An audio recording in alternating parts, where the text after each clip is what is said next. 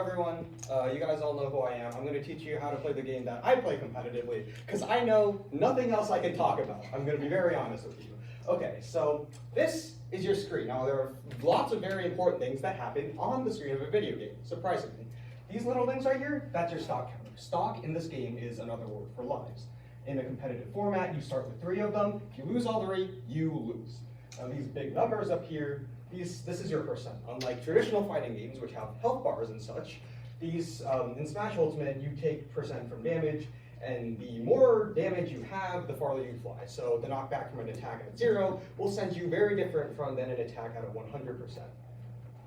This is the timer, 7 minutes. If it runs out, whoever has higher stock wins, not that much important. And this is the off-screen tracker, the radar. Now this little graph is important because the smaller box in here is called, this is the screen.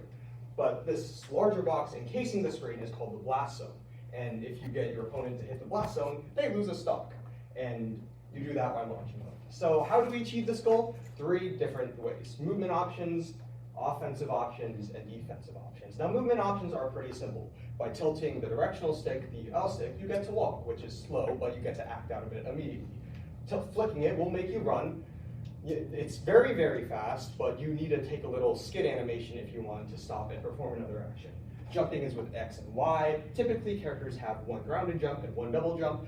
However, if your character looks like it can fly, or if it looks like a balloon, it probably has more than 1.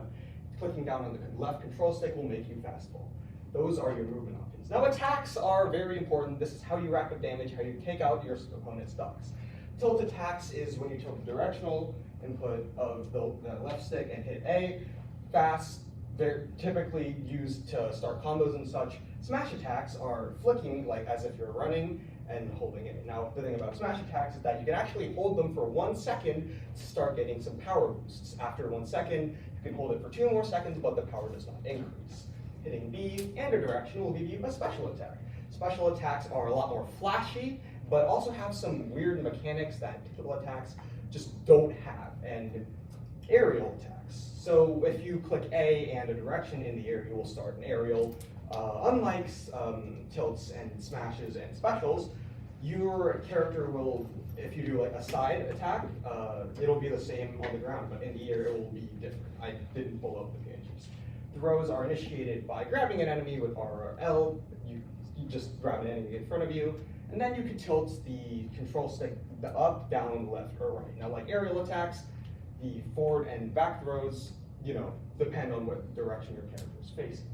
Defensive options are very important because they help you avoid all of this, because you could just get smacked in the face. Now, holding ZR is a shield. It's a protective bubble that will keep you from harm.